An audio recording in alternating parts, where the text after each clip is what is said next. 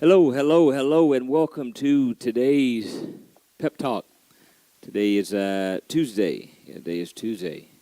So thank you for being here on today. I had a smorgasbord for you. Didn't know which one I want to talk about.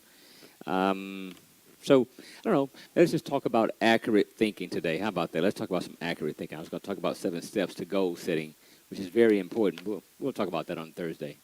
Let's deal with accurate thinking. All right. Accurate thinking. Thank you guys for tuning in. For those who don't know, I am Dr. Ellis. This is Pep Talk. Stands for Pastor Ellis Powell, teacher, author, life coach. And thanks for tuning in today. We are here to make you grow. I believe the world will become better when people become better. And so it's my job to help out and make sure that we all become better. And you're better for watching this program. Won't keep you too long today. Again, I just want to talk about accurate thinking. I know that's a term you probably hadn't heard often, but it's mean thinking clearly and removing distractions. That's all accurate thinking means. It's thinking clearly and removing distractions. And the main thing you can do to remove distractions is doing away with opinions. OMG. Let's just be honest. Everybody and their mama has an opinion, all right? Everybody got an opinion. It's like elbows. Everybody got one. Got it? But I want you to think clearly, and that's called accurate thinking. Now, doing away with opinions, but I want you to base everything on thoughts and decisions and responding on facts. So I want you to base all your thoughts, all your decisions, and all your responses based on facts. All right? Facts are still good. Just give me all the facts and let me come up with the decision. All right? But please remove all opinions. Your daddy got an opinion. Mama got an opinion. Yeah, your best friend got an opinion. Your cousin, your auntie, your uncle, your friend. Everybody got an opinion. All right? But believe it or not, you can't listen to all those people. You just cannot. And so I'm going to give you 7 proven steps on how to develop accurate thinking. It will clear your life up. Let me tell you, you'll go from noisy to quiet. You'll go from distractions to peace in 7 proven steps. So let me give you 7 proven steps of accurate thinking. 1, never accept the opinion of others until you check the facts. Never accept the opinion of others until you check the facts. So people say, you have people say, well, I tell you what I think. Is it based on fact? No, I just is how I feel about it. Well, don't go on that. I got to be honest with you. Do not go on that. Go on facts. Never accept the opinion of others until you check the facts. All right? 2, remember, free advice is worth examining first. The reason people are so quick to give their opinion, because why? It doesn't cost them anything. But if it cost them something, trust me, they would not be so quick to give it out for free because it cost. So think about it. If people had to pay to give their opinion, you probably wouldn't hardly get any opinions at all. So what do you think? I don't know, man. I ain't got really nothing to say about the situation. Right, because they know it will cost them based on what they say. So remember that. Free advice is worth examining first. But the reason people are willing to give it, and the reason it's so free, because it doesn't cost anybody anything. But it will cost you a lot if you take heed to it at first and don't check it out. Check it out first, all right? It's at least worth examining first. 3, alert yourself immediately when you hear someone speaking negatively or biased. Put a sticky, put a note, put a tag in it when you hear someone speaking negatively or biased about something or somebody. Because that means that person is probably going to always have a slant, always going to have a motive, always going to have a reason why they're saying what they're saying versus just speaking facts, all right? 4, in asking for information, do not tell them what you need it for. All right, let me say it again. Number 4 out of 7 proven steps is, in asking for information, do not tell them what you need it for. Why? Because they'll tell you what you want to hear. And we know mostly it's relatives and your best friend, people who are close to you. So the reason is, don't tell them what you want it for. Don't tell them why you want the information. Just tell them you need the information, and then let them give you the information. Why? Because therefore it won't be laced with bias. Bias, once again, is telling you what you want to hear. All right. So we don't want people to tell you what you want to hear. We want people to present you facts and truth. All right.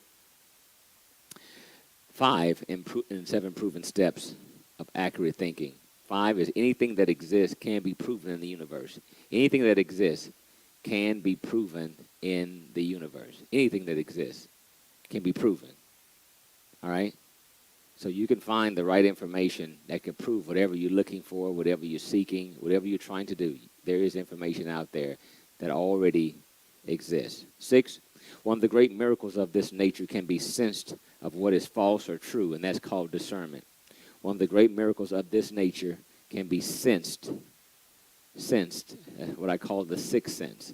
You have the 5 senses. You have the hearing, you have the seeing, you have the tasting, you have the touching, and you have the smelling, yeah. So you got the 5 senses there, but your 6th sense is discernment, that you could just know what's right and what's wrong just by discerning it. And then 7 of the 7 proven steps of accurate thinking is follow the habit of asking, how do you know that? There's nothing wrong with that.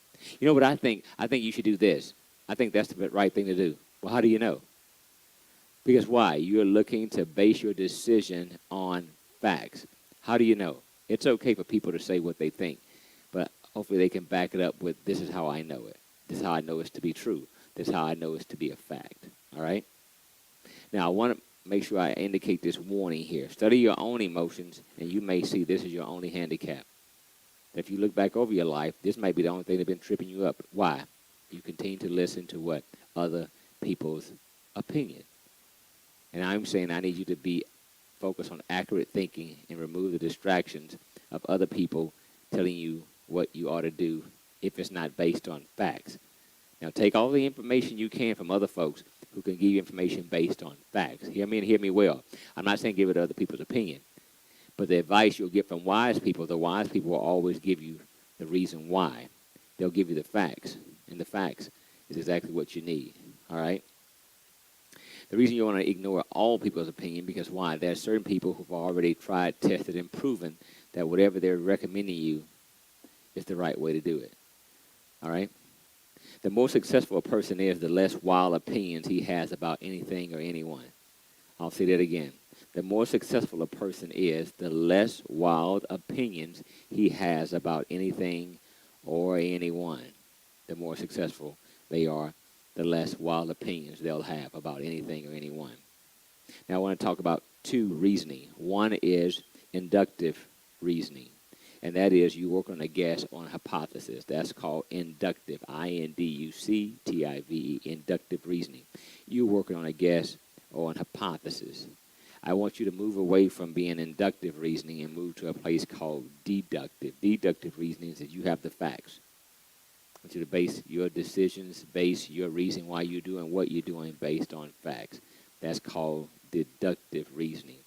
You know how you deduct, remove, subtract? That's how you get to accurate thinking, is by deductive reasoning. And also remember this. All opinions without merit is bias, prejudice, and full of emotions, which brings about frustration. I'll say it again. All opinions without merit is bias, is prejudice, and full of emotions, which will bring about to you emotions, all right, and frustrations, all right? So I guess I got a little time here. Let me move forward, and might as well give you 7 steps to goal setting. Let's talk about 7 proven steps of accurate thinking. Let's talk about another 10 minutes I got to talk about 7 steps to goal setting. Let's talk about that today. 1, decide what you want. Decide exactly what you want. You've got to decide exactly what you want. I think I've told you before on this program that most people have planned their vacation out better than they planned their life. You must decide exactly what you want. Have you decided yet? Most people haven't come to a decision yet. Most people can't tell you what they want for lunch. Most people can't tell you what their next year looks like. But you need at least 3 years. Decide exactly what you want. And the rule is you need at least 3 years of goal setting. 3 years. At least think that far apart. 3 years. 1 year, 2 year, 3 year. Exactly what you want. Now, it's not a pie in the sky, because since it is a goal, and since it is a goal, a GOAL, then you must also go digging and seeking for the GOLD, because your GOAL will bring about GOLD. You got it? So don't focus on the GOLD, because the GOAL will get you the GOLD, but you need to go digging for some gold. So it's not a pie in the sky.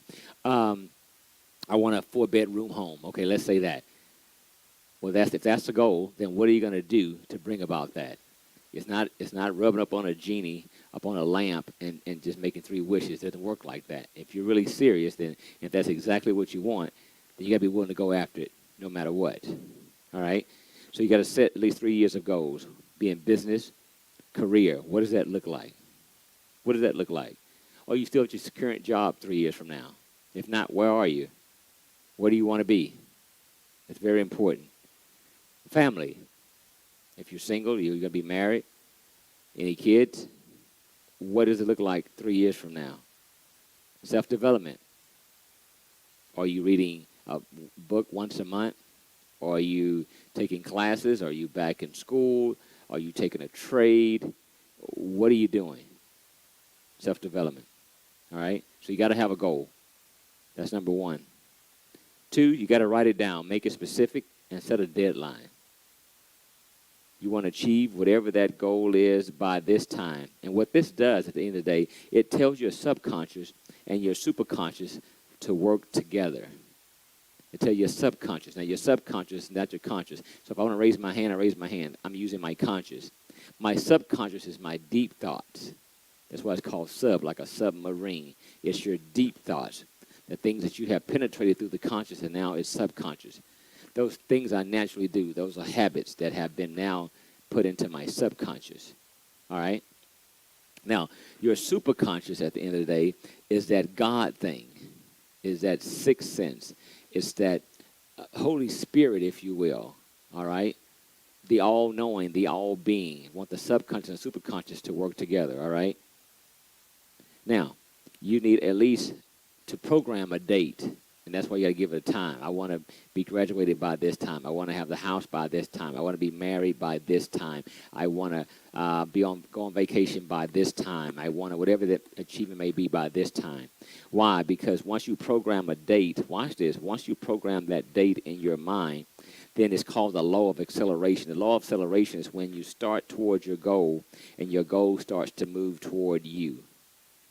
When you start to move towards your goal starts to move towards you, all right? And there's a collision, if you will, where things seem to collide and come together as one. So you need to put a date. It's not real until you put a date. You're not going to actually go for it until you put a date. That's like somebody saying, I want $1 million by the end of this year. Really? How are you going to get $1 million? See, you're not going to work toward getting $1 million by the end of this year. See, so I'm saying it's not a pie in the sky. All right, we're talking about 7 steps to goal setting. 1, you got to decide exactly what you want, and you got to be in a 3-year goal setting. You got to be 3 years.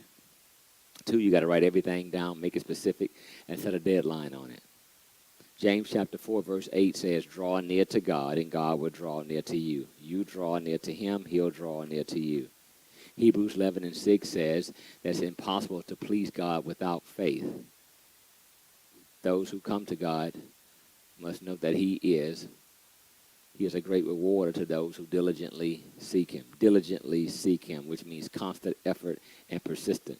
Your goal should be full of constant effort and persistent. Everything you do every day is working toward that goal, and you're being persistent, all right? The more creative clarity you have, the greater your success will be. The more creative clarity you have, the greater your success will be. I'll say it again. The more creative clarity. You got to be clear about what you want. All right? I mean, you got to, like, really want it. Not like, well, it'd be nice to have this. No. By this time, I will have this. And you will be constant, you will be consistent, and you will be persistent in making that happen. 3, on 7 steps to goal setting. Identify the obstacles. You must identify the obstacles you will have to overcome to achieve your goal. So what are the things you'll have to do? You're going to run into some obstacles along the way. The best thing you can do is identify them. All right? No more than saying, I want to be a doctor. I know I got to do 4 years of school to get my bachelor's. Then I got to go ahead and get into medical school. Then I got another 4 years of that. See, that's an obstacle. I got to make sure I'm prepared mentally to go ahead and do this. You got it? Success is getting what you want. All right? Achievement means you overcame obstacles to reach your goal. All right? Achievement means you overcame obstacles to reach your goal. Anyone who achieved anything in life, they had to overcome some obstacles. All right? And the goals is pretty much at the end of the day is the old 80-20 rule. 80% is within yourself.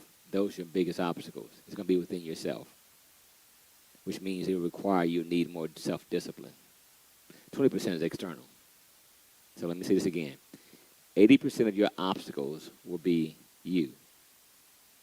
Not a bad deal. 80% will be based on you. The other 20% will be external, outside of you. Goes back to the old 80-20 rule. All right? So it'll take a lot of self-discipline that you will have to do, a lot of self-mastery that you will have to do, a lot of self-sacrifice you will have to do. All right? 4. Identify the needed knowledge and skills you have to acquire. So you want this. Now, in order to have this, you must become this. All right? In order to have this, you must become this.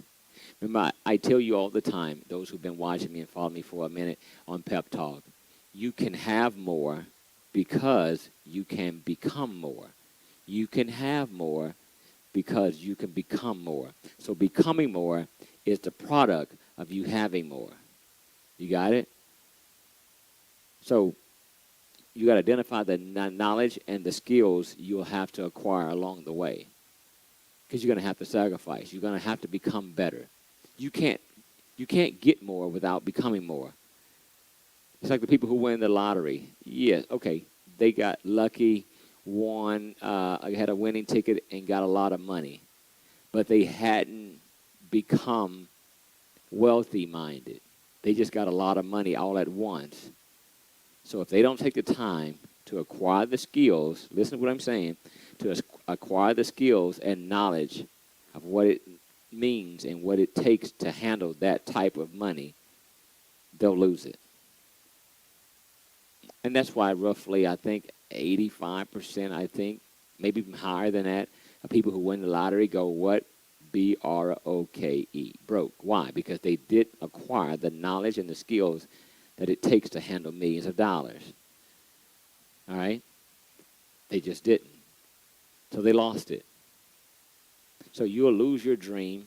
You'll lose your goal. You'll lose your ambition. You'll lose whatever you're trying to go after if you're not going to pick up the skills and the knowledge along the way to be able to retain it. Okay? 5. What one skill, if I was excellent at, would help me at the most to achieve my goal? Remember now, all you need is one skill. You need a lot of them. You just need one. What is the one skill, if I was excellent at, would help me the most to achieve my goal? What is that one skill? See, it's difficult because we're not good at it yet. So don't look at it now. What would be that one skill? So if I was good at this would help me achieve my goal. What is that? Can you at least identify it? And then if you can identify it, then you can go get it. Here's why. Because all skills are learnable. All skills are learnable. That's what makes it so awesome. You can become better. You can become more, which means you in turn can have more. But all skills are learnable. You can learn this, but you're going to have to create the habit. Dr. Ellis says all the time, you can have it if you develop the habits. The habits is what allows you to have it. The obstacles you're going to run into. Here's an obstacle you're going to run into. Lazy. Lazy is an obstacle. People say, man, it's hard for me to get over that, man.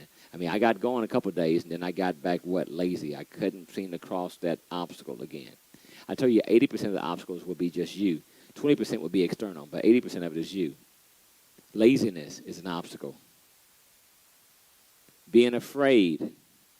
Well, I was kind of afraid this wasn't going to go right, so I kind of just stopped. I wasn't going to worry about it. Afraid is an obstacle. Laziness is an obstacle. Being afraid is an obstacle. But you got to be, how do you get past being afraid? Realizing that what you have is not enough, and I'm willing to let that go to go after what I really want. I'm not sure what it will be, but I guarantee it won't be this. And I've already identified that this that I have is not enough. This, what I have, is not going to make me happy. This, what I have, is not it. So I'm willing to let this go. I'm willing to let my hand go off of this to grab another rope. I got to let go of this rope and swing over and grab this rope. All right? So you get past fear, realizing, accepting what you have is not enough. And I can hang on this vine all day. Not going to fall, but I'm not going anywhere neither. You get my point? See, I'm not going anywhere. But I'm not falling, but I'm not going anywhere. So I got to reach out and grab this vine and hold on to this, and I can't stay in both places. I got to be willing to let this go, and I've just moved further. Just by letting go of my past, letting go of what I do have, and willing to grab a hold of something else, I've already swung ahead. Not a bad idea. And that's what you got to be willing to do to stop being afraid. A comfort zone is also an obstacle. Some people say, I'm good right where I'm at. And sure later, 5 years from now, they're still good right where they're at. 10 years from now, they're still good where they're at. That's an obstacle. They got to get over that. Otherwise, they'll never move forward. Don't get comfortable. Ever. Keep hustling. And I think guy had a song, every day I'm hustling. But at the same time, while he's hustling, he's becoming more. And as he's continuing to become more, he'll continue to have more. And one cat said, what, can't stop, won't stop? Right. You got to keep going. You got to keep becoming better. Most of you are probably one skill away from achieving everything you want. You're probably just one skill away from achieving everything you want. Number 6 of 7 steps to goal setting. Identify the people help. Incorporation of the people we will need. Identify who are the people we will need and their cooperation to get us where we need to go. That's required. No one has ever gotten to where they want to be without the help of other people. You're going to need other people to help you. All right? I'm here today to help you. You see what I'm saying? You're going to need other people's help. I need other people to help me to get where I want to go. All right? I want to be nationally broadcast. I want to be worldwide. I want to help as many people as I possibly can. Because why? Broadcast goes over the airways, goes over cities and states and countries and nations and continents. Yeah, I want to go, so I'm going to need people that see that I have a product, I have a service that's helpful to other people. That's what I want to do. All right? So I'm going to need other people help. So 1, always look for the advantage. Why this person should help. And what's in it for them. There's got to be something good for them. There's got to be something in it for them. You got to create something in it for them. Why? Because it has to be a win-win situation, all right? And list the most important people first. So you have a lot of people you need help, but who's the most important people? So you start from the top and work your way on down to the bottom. Who's the most important people, or where can you get more bang for your buck, so to speak? All right? And then 7 out of the 7 steps to goal setting, and I'm done for today. Make a plan. List everything we have to do in sequence and by priority. Make a plan. I can't tell you enough how many times I've taught on this show how a plan is one of the most important things. All right? Writing down the plan, coming up with a plan, is harder than executing it. I came up with an illustration, probably not one of my best, but you'll get the point. A bank robber goes inside the bank and robs the bank in 5 minutes and walks out with all the cash in the till and in the vault. Got it? They probably worked on the plan for about 7 months, maybe a year, of all the routes and all the timing and the exchanging, the people and the days and so forth and so on. You have to watch and study and be patient. Well, that's how it is with writing out your plan. You're going to have to watch and study and be patient. Watch and watch, study and be patient. Watch and watch, study and be patient. Recruit the right people you need to help that team to execute that plan. You got it? Pick up the skill sets you'll need to execute that plan. But they worked and went to the plan and executed it to precision and walked out. But it took months to put that into play. The plan is crucial. What is your plan for your life? Do you have a plan for your life? That's very important. What I found out is that if you don't have a plan, someone else will plan it for you, and it really won't be good for you at all. Sit down and think about what do you want for your life and plan it. Success for winning is a goal and a plan. A success for winning is a goal and a plan. Come up with your goal. What do you want in life? And then create a plan on how to get it.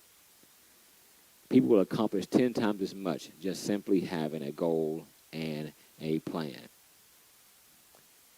My goal is that people become better. People achieve better.